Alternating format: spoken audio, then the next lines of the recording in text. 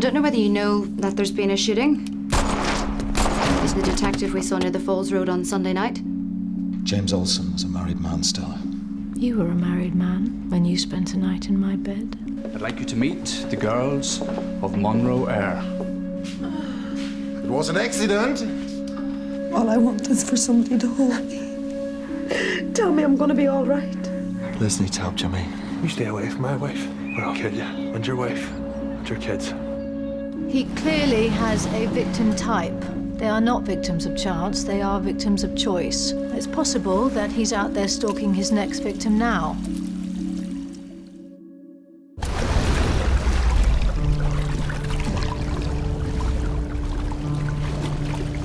It is with great sorrow and regret that I can confirm the identity of the officer killed in the line of duty on Monday in North Belfast.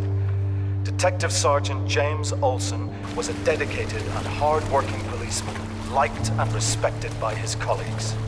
Just 31 years old, he leaves behind a wife and 2 small children. On behalf of all the law-abiding citizens of Northern Ireland, I wish to offer my deep condolences to his family, his friends, and his colleagues.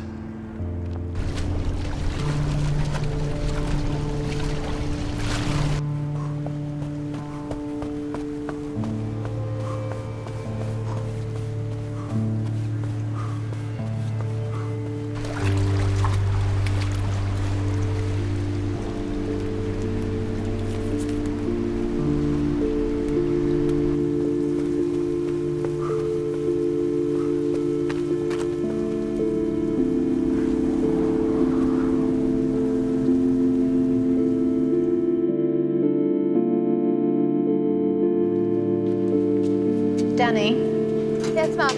I got the lab report back on the varnish that was used on Sarah Kay's finger and toenails. It's called Jezebel Red. It's by Connell, part of their Painted Lady range. Sold everywhere, unfortunately. Right. Can you get me some? Shops aren't open yet. You'll think of something.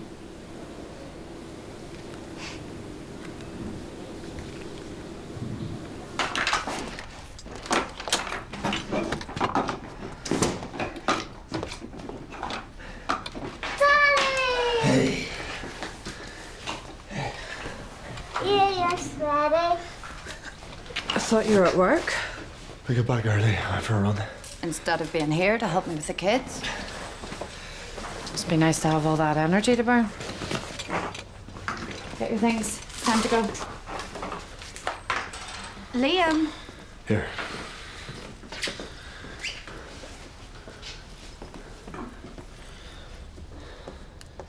Right, I'm leaving now. If anyone's coming with me, they better hurry up.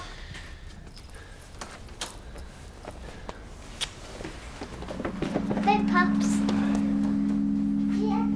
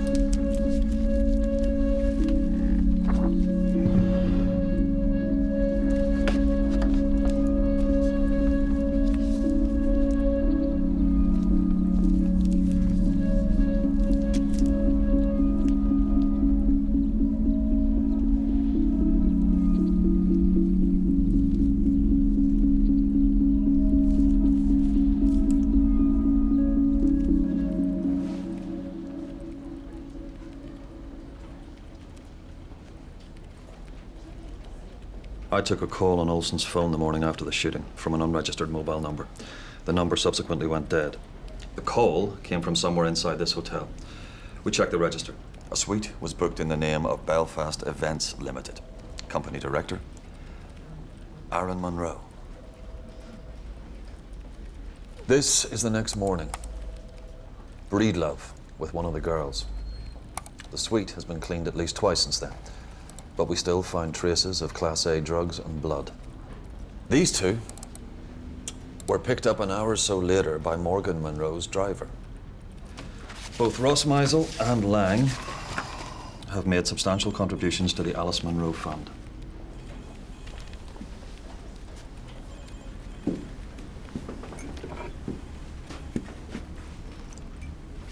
How do Breedlove and Olsen fit into this? Back in the day, Breedlove was Morgan Monroe's close protection officer. He might have been there moonlighting, providing security. He might have been there to supply them with the drugs, and/or the girls. Olsen, I'm not sure. It's starting to look like my praise for a dear departed colleague was fabulously premature. We have a facility on Breedlove's phone. He put in a call to Aaron Monroe this morning. He seems to have some concerns that he might meet the same fate as Olsen. Looking at this girl's face, if she's badly injured, that's a loss of earnings right there. These girls make 10 grand a week easily. Breedlove seemed to be suggesting that this has happened before. Talked about making a payment of 30 grand to someone called Mirko. The girls flew into Dublin from Heathrow, then came north by road. I'm making inquiries with the Met.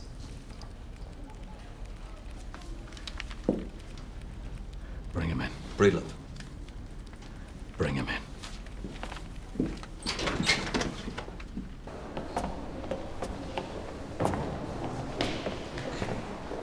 Paul? Paul? Paul!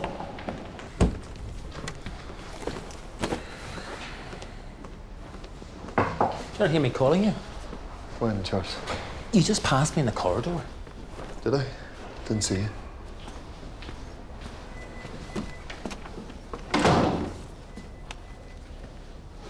I have an appointment.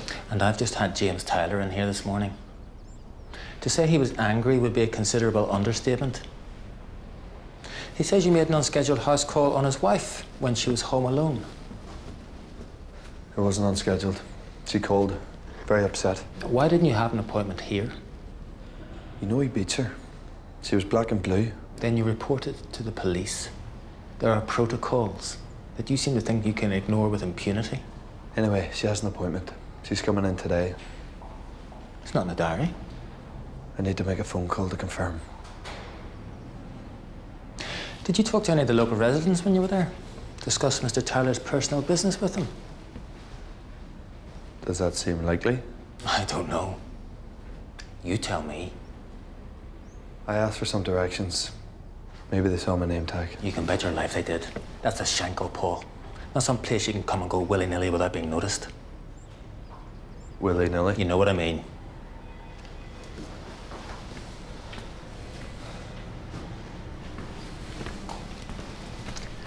I'd like to talk to Mrs. Tyler when she comes in.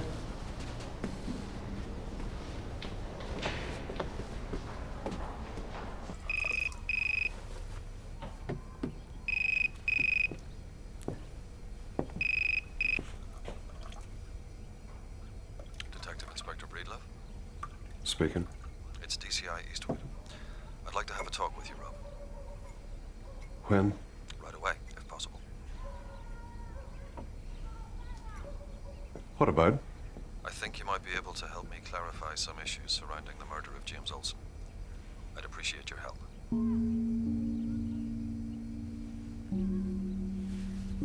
I'll come in.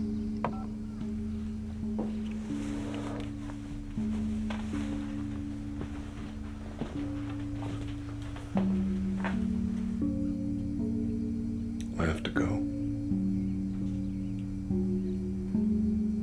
Don't be long.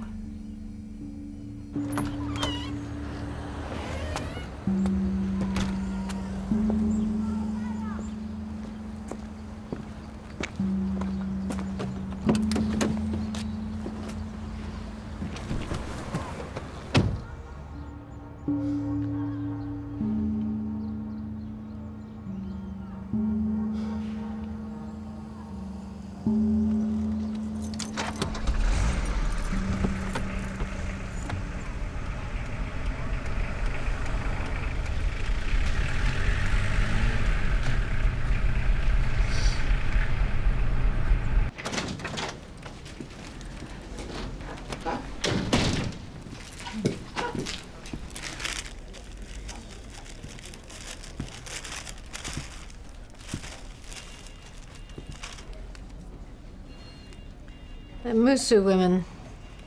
They're a small ethnic group living in China on the border with Tibet. They're a matriarchal society.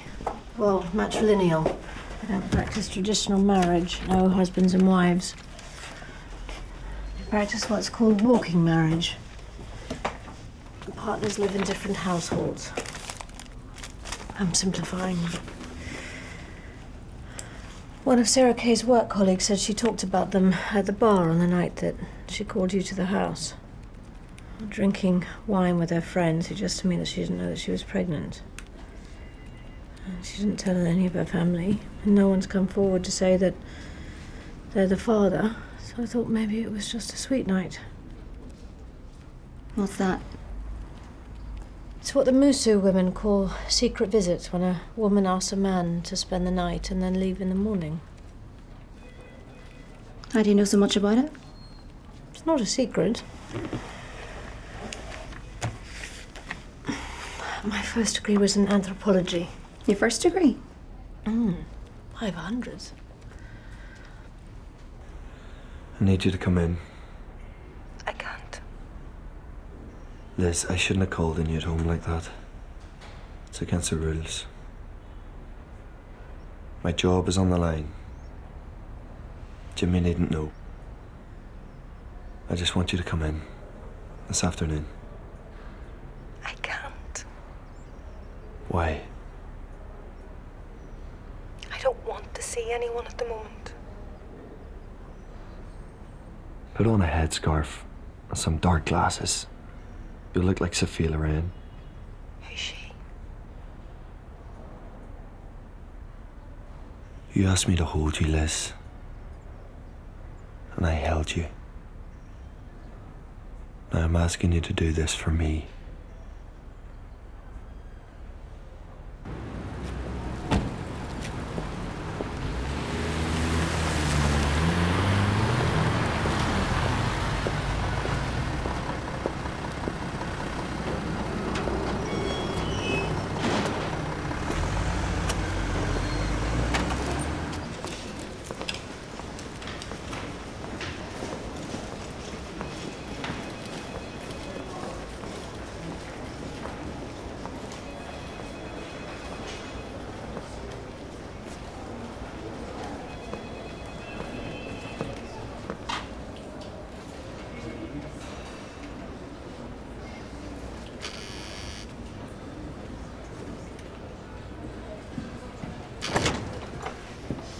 Robbie, come on through.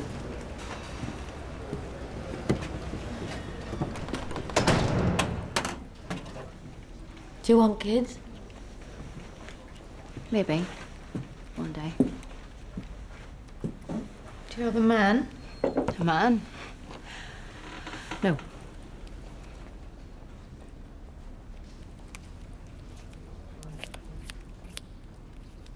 I'm gay. The neighbours report hearing a hairdryer in the early hours of the morning. Perhaps he was drying her body. Perhaps he was drying the nails.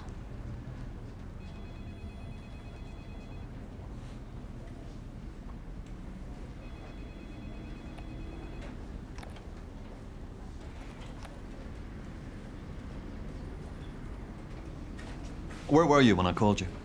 At the Olsen? How are they? Are they bearing up? Don't think it's really sunk in yet. Your phone records show a lot of calls to the Olsen home number. You've pulled my phone records? Why so many calls? He was my partner, my friend. A high proportion of those calls were at times Olsen was at work. Often at work with you. Were those calls made to Vicky? Do you know why he joined the police force? I don't. That bomb in '87. Lost his father. Would have been 6 at the time, same age as Rory. I don't remember the name Olsen. Mother remarried.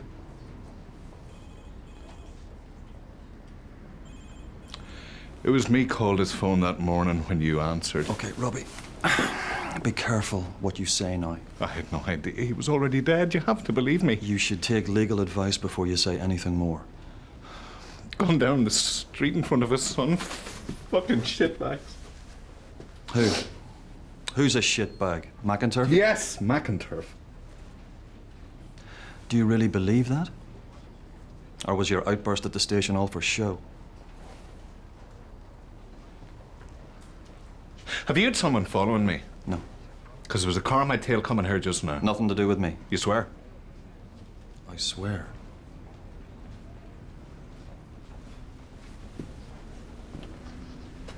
I'm gonna have to caution you, Rob. What are you doing, arresting me? We want to get this sorted. You carrying a firearm? No. Where is it? It's in my desk drawer. I had someone check your desk drawer.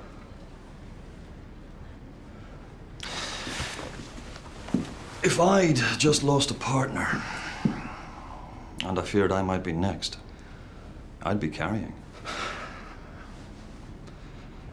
I need to take the weapon from you, Rob. I'm sorry.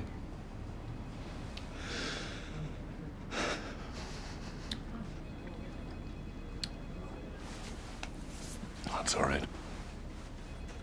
I understand. You're just doing what you have to do.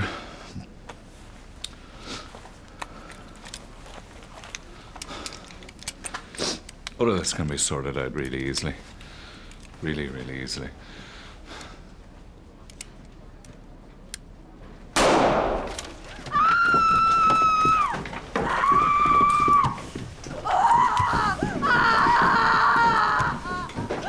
Somebody call an ambulance!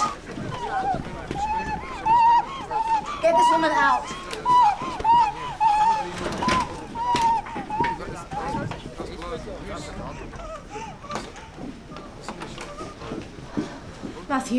Matthew. Come with me. Get everybody out. Jerry. Seal these rooms off. Call forensics. Matthew. Can you hear me? Look at me. Matthew, what happened in there? What happened? He was handing me his gun. Then he put it to his face. Fired. Deliberately? Yes. Wasn't just a threat and the gun went off? No. No, he meant to do it. Do you have your gun on you? No.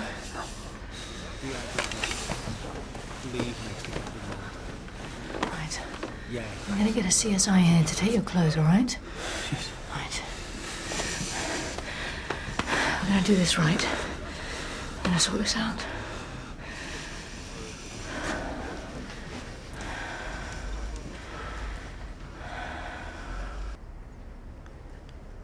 Do you feel afraid at home?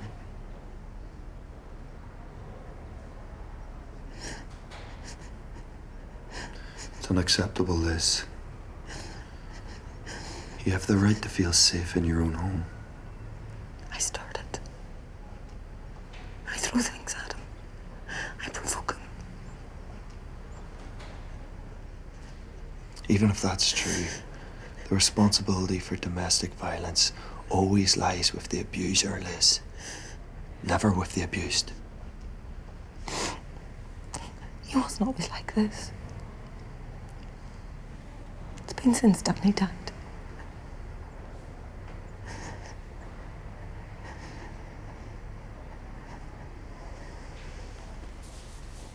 You're wearing a long sleeve top. That's unusual for you. Are you self-harming? No. Does he force you sexually?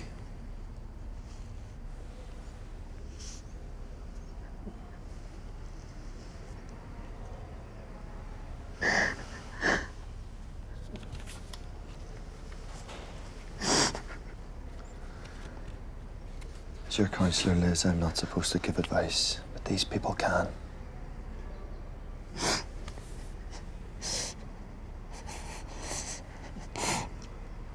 He's out of prison on license. If I call the police, he'll go straight back to jail. I can't do that to him. Liz, under the Domestic Violence Crime and Victims Act, charges can be brought against your husband without your permission. I can make the call. But it's important for you that you do it yourself. They can arrange a shelter until he's arrested. I'm offering you a lifeline. Take it.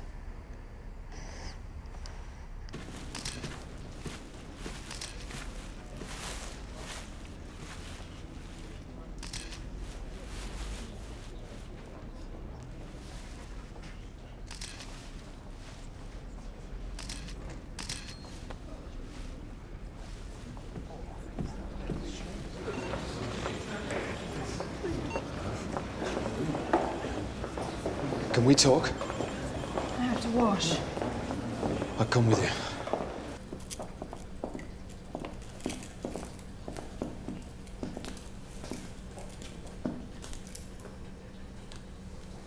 It seems Breedlove was having an affair with James Olsen's wife. Why are you telling me?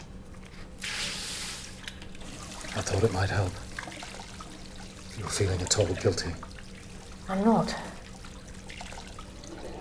It's unclear whether Olsen knew or not. Whether he suspected anything. How was he when he was with you? Fine. We've been over this. But the text messages, picture images, breaching the cordon at a crime scene. They all surprised me. I read him wrong. In what way? I thought he was the type to accept it for what it was and move on. A sweet night. What? Nothing. Do you have any idea of the effect you have on men? I'd have left my wife, my kids, everything for you.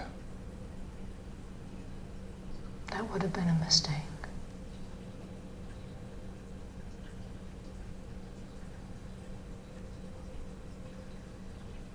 I'm sorry.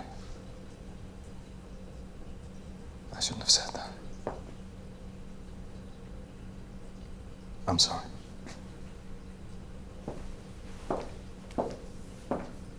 Thank you for handling things so calmly, so efficiently.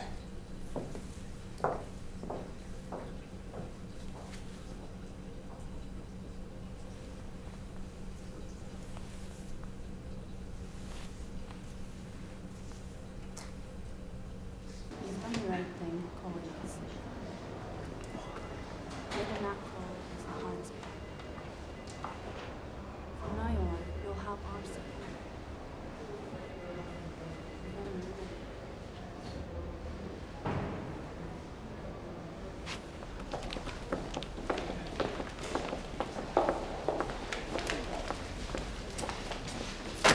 Boss, all three victims are on professional websites, all have a detailed profile, all with a professional portrait photograph. Maybe this is how he finds them. I mean, if the killer's trawling professional websites looking for victims, should we do the same to identify potential targets? Well, I'm not sure we can. If we do identify women who we think conform to the killer's type, what are we going to do? Warn them. If we warn them, we have to protect them, and we don't have the resources. Hello? Hi, it's me. The crime scene is being released back to the family, and I'd like to take another look. When? Now? Right, I'll meet you there.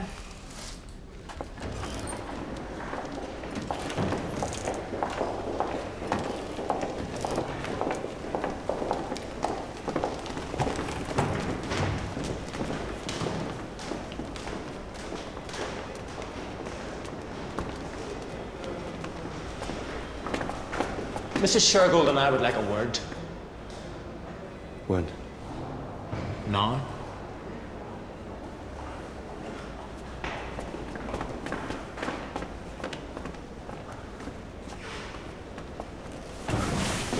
Home visiting can be very useful from a diagnostic point of view. But it's in breach of department guidelines. Seeing someone in their home environment can provide unexpected information about their psyche. Paul, please.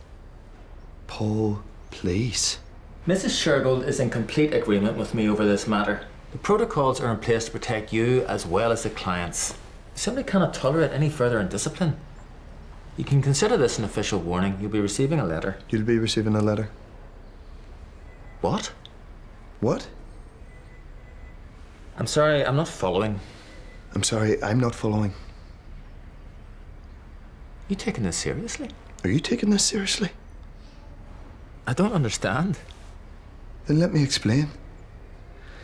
I've just done a good thing. A very good thing.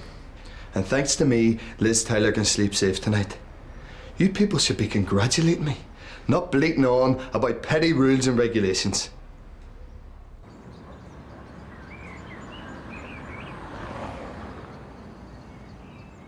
Where was he hiding, do you think?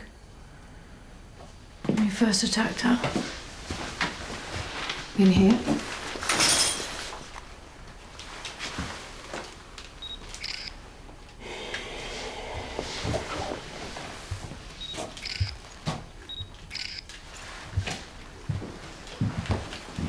Or from here. She's at the top of the stairs. He comes out fast, overpowers her. So he lifts her, carries her, struggling, into the bedroom. He gets her onto the bed, he pins her down, and he ties her to the bed frame. And ligature marks suggest maybe here and there.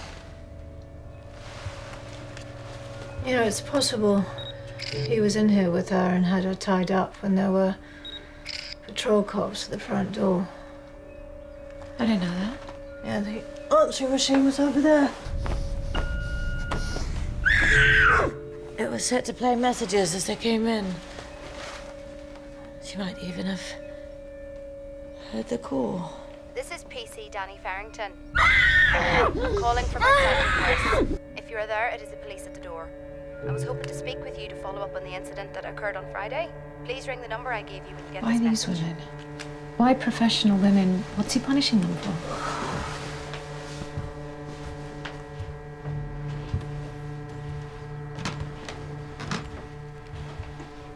What will you tell your daughters in the future about how to stay safe?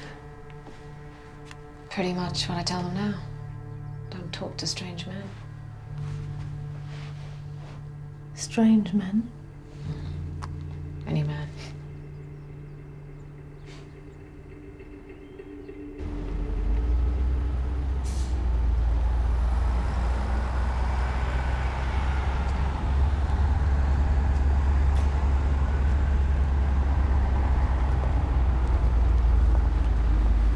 Hey! Hey! You going home? Yes, On a lift? I'm okay walking. Haven't you heard? There's a strangler in the Proud. Are you going to protect me?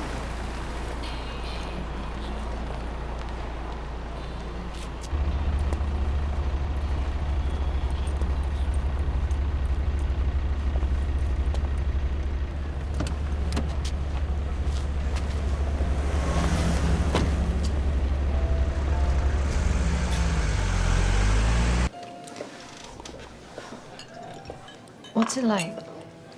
Yeah, being face to face with someone who's killed over and over. You thinking of Moon? I directed the interviews. I didn't speak to him personally. How do you interview someone like that? Well, with Moon it was easy. He wanted to talk. Most of the time he seemed deranged. During his trial he had to be removed from the court for singing. He was an idiot.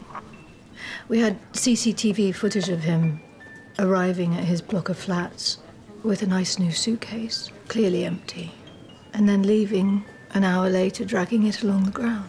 Moving a body. What was left of it? The prime cuts were in the freezer. When I was a DC, I spent years as a lead interviewer and a sweeper. And the techniques are pretty standard. You try and establish a rapport with a cannibal, not with anybody. You start with what you know, you present the facts that you have at your disposal, and you take it from there.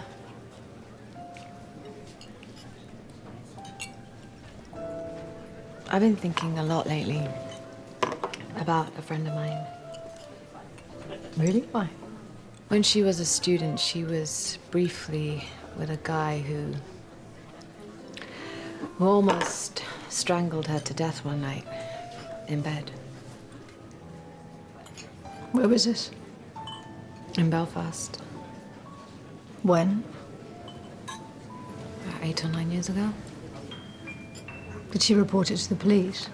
No, she didn't. She's married now and has children. I know she's never told her husband.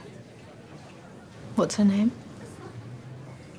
You walked me home in the dark, streets wet from rain near the park. We said goodbye at my door, and I knew then that life could be so much more. Rain brought me back to your door. You held me down on the floor. I saw the pain in your eyes, and I knew then that love would be my demise. And I know, yes I know, It's just right. from the tips of my fingers to the ring on my toe, I know, yes I know, that the love in my heart will grow if you were mine, if you were mine.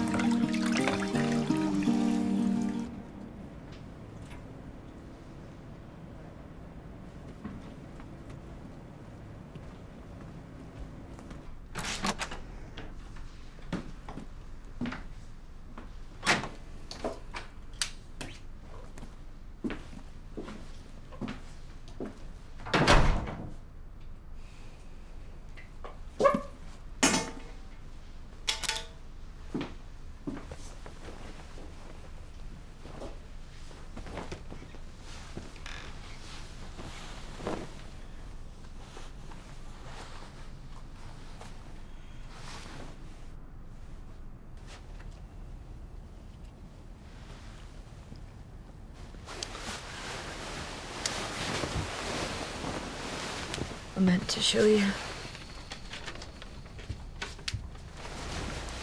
Another Livy's drawings.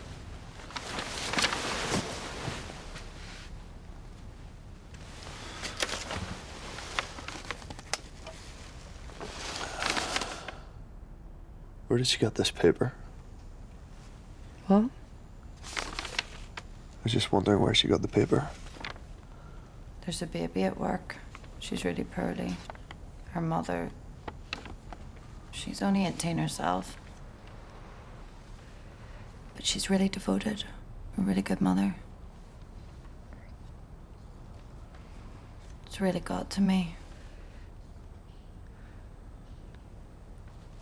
I can tell.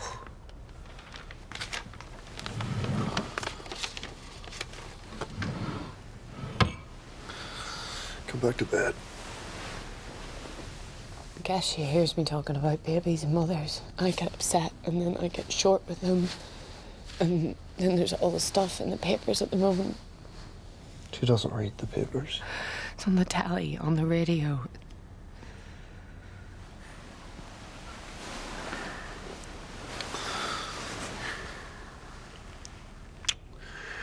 Her teacher says it's just a stage.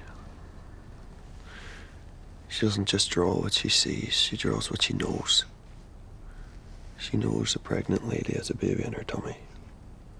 That's all.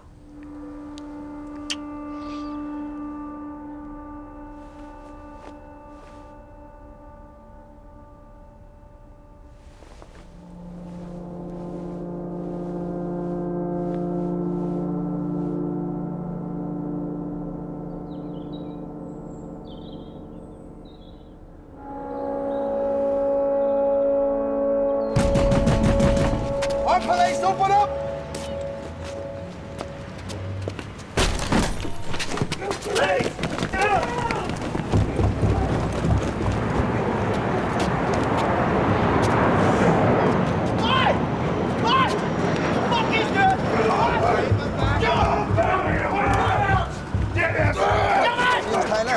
I'm arresting you for assault, accused of actual bodily harm on your wife, Liz Tyler.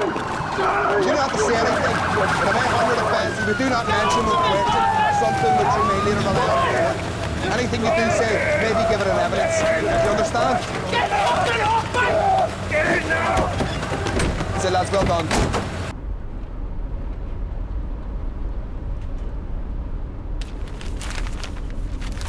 Could be a lot worse. How? He hasn't got a hold of the fact that they went back again on Sunday night.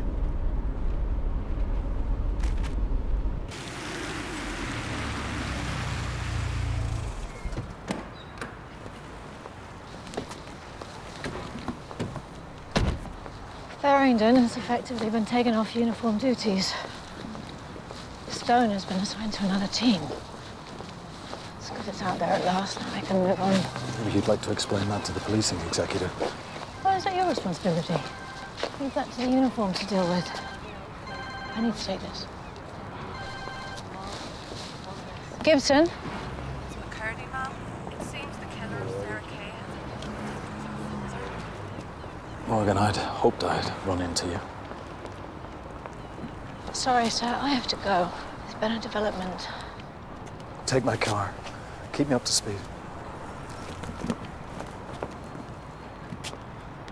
I haven't long, I'm afraid, Jim. This won't take long, Morgan. I'm banking on your support today. The investigation into the murder of those 3 young women, Alice included, the murder of Michael Lockwood, James Olsen, the apparent suicide of Rob Breedlove, has stretched us very thin. To breaking point, in fact. I'm not sure I can give you that support, Jim. I'll speak to the Chief Constable today. The investigation into the murder of James Olsen has thrown up some very uncomfortable details. Uncomfortable, I think, for both of us. Like? Like one of my officers being present in a hotel suite with your son and 2 of your German business colleagues on the night that Olsen was killed. A hotel suite where prostitutes were present, where serious Class A drugs were being consumed, and where a serious assault took place.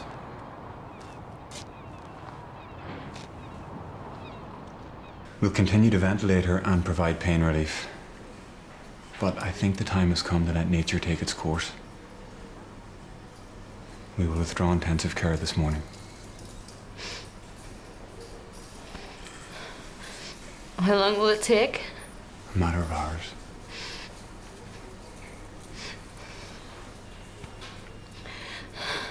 Will you stay with me? Yes, of course. It came with this morning's post, addressed to me. I opened it and Marion has touched it too. That's it.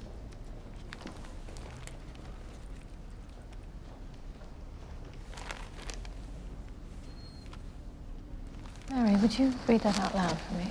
Would that be all right? Of course.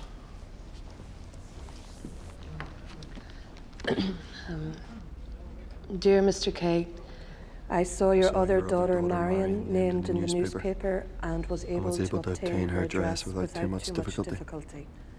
I also saw that you had to identify your daughter's body, And I'm sorry you had to do that. Please understand I would never have killed her if I had known she was pregnant. Babies are innocent, and I've always felt very protective of children. Part of me says, what's one less person on this earth? Part of me hopes I do not have to meet you face to face in this world or the next to explain. I took her driver's license from her blue wallet. Now I'm giving it back. You won't see the cat again. Cats are evil creatures. One must have chaos in oneself to give birth to a dancing star.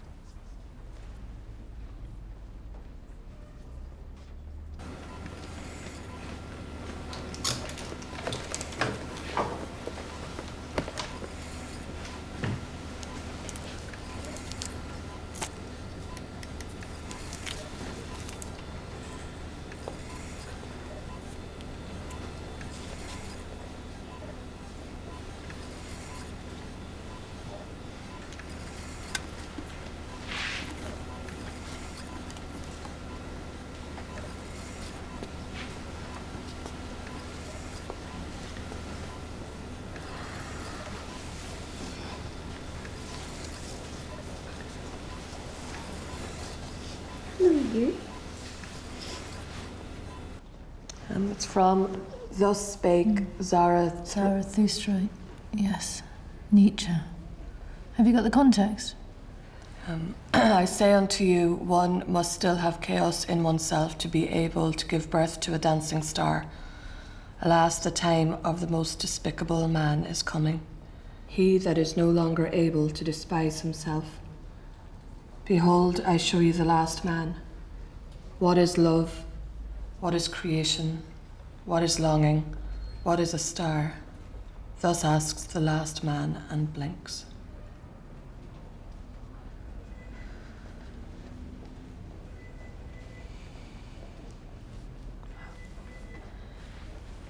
We have your fingerprints on record, Marion. We're going to need yours too, sir.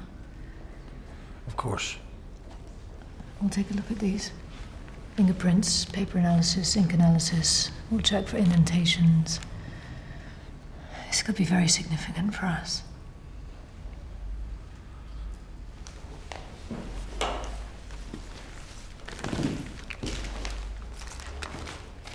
He talks about meeting me in this world or the next. Yes. I believe he has had faith at some point in his life. I'd like to make an appeal. A public appeal. I'd like to ask him to stop what he's doing. Stop these terrible crimes. Give himself up. Repent. And ask for God's forgiveness.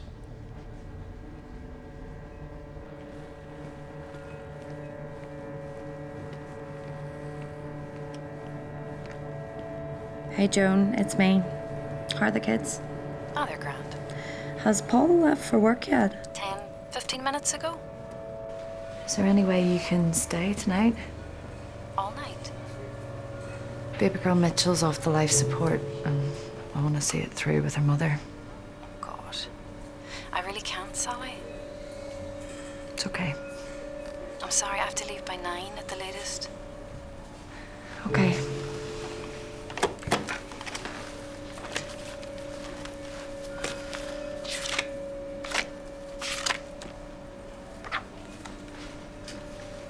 Sure it's him? Not a hoax? I think it's him. Expressing remorse? Yes, remorse, just not about the murder itself, as Ian Kay would like to think. Then what? Oh, he spent the most time with Sarah Kay. He posed her carefully, painted her nails, did her hair. Everything perfect. Probably took photographs. Beautiful photographs. And then he heard the news that she was pregnant. I believe him when he says that he wouldn't have killed a pregnant woman. That has a ring of truth. So remorse that his perfect kill had been tainted. Spoiled. What about the C&K appeal? I think it would give the killer pleasure, an opportunity to gloat. But it could be invaluable to us. It could open up a line of communication between us.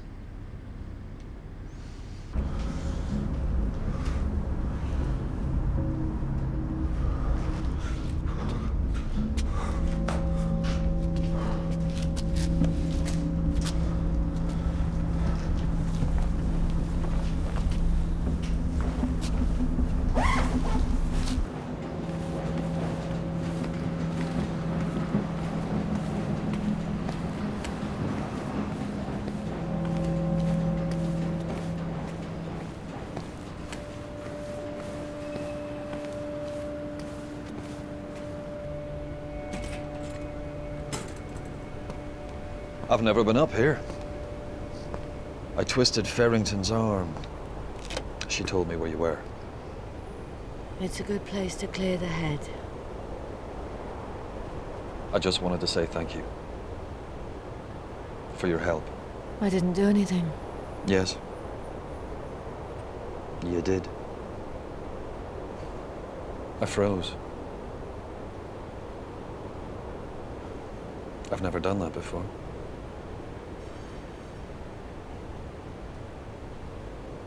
I should have seen it coming. A man eaten up with guilt. In fear for his life? About to lose his job, his reputation, his freedom? I should have had someone else in the room with me. We all make mistakes.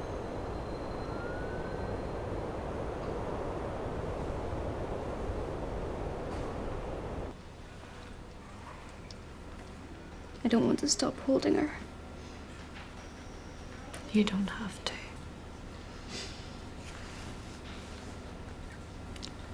When you're ready, we can wash and dress her. Take some photos if you like. Yes.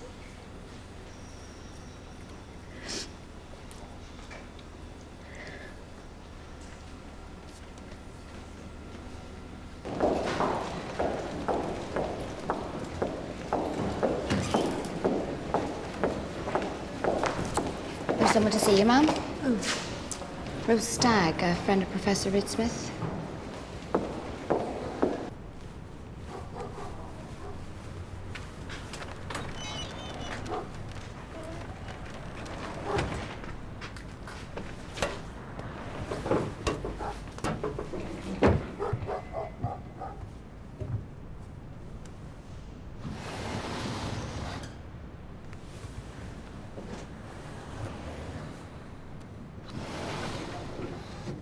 I spent years interviewing the victims of rape.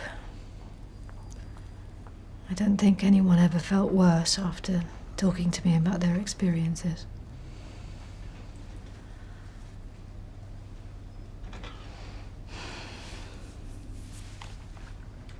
I was in my last year of medical studies at the university. I already had a boyfriend when I met a guy in one of the student union bars. And he was a student too? I think so. Literature? Maybe Queen's or Stranmillis. And how old was he, would you say? 22, 23. We spent a couple of nights together. What sort of sex did you have? The sort that went on all night. Rough? Yes, but tender too. But then a strange thing happened. We'd both been drinking. Maybe too much. We were in bed together. I woke to find his hands around my throat. Was he raping you? No. At first, I couldn't work out what was happening. The look in his eyes was really cold. I started fighting him, but I couldn't get his hands away from my throat. Take your time.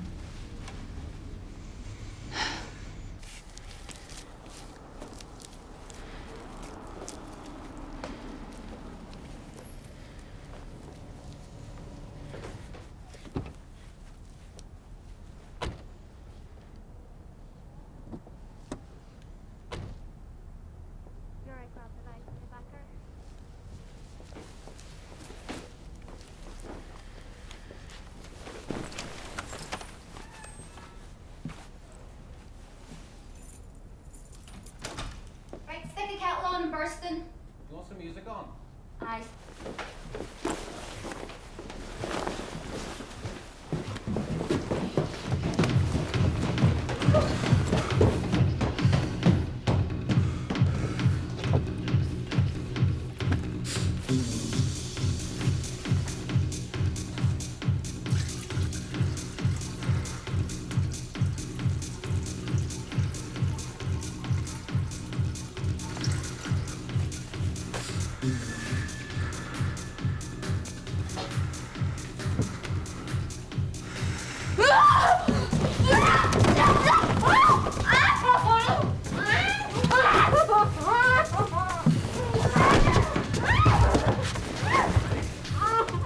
Pain was acute. I felt as though my lungs would burst. My head. I was in total panic. I've never felt such strength in someone before or since. How did you get away from him? I didn't. Suddenly I could breathe again. I was gasping for breath and his hands weren't around my neck anymore. I felt like I'd returned from the dead. He sort of sat up and came to. Was he aroused? Did he have an erection? Oh, yes. He got up from the bed and stumbled away. What happened then? I felt sick. I was sick. I lay down in the bed. I just laid there. I think I went to sleep.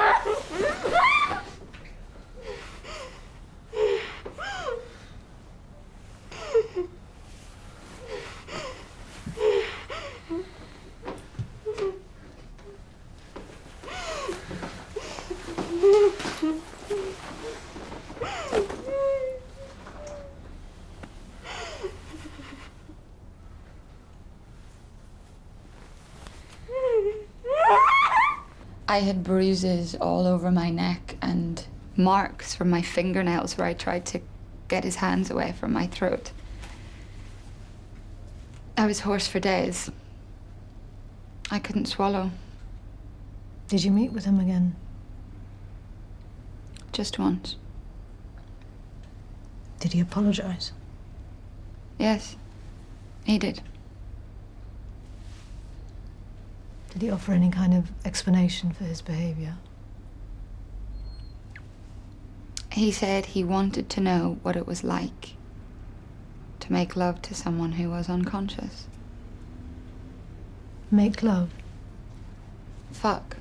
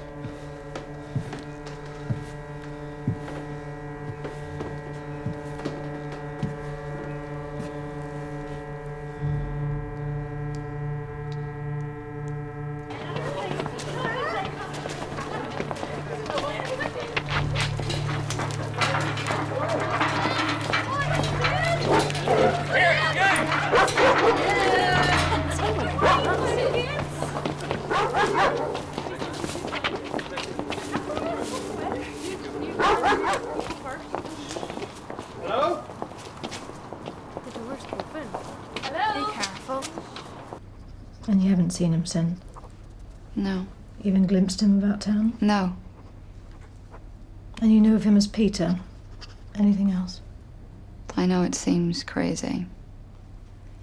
Being in bed with a guy when you don't know anything about him, just his first name. I learnt my lesson. You wanted, man.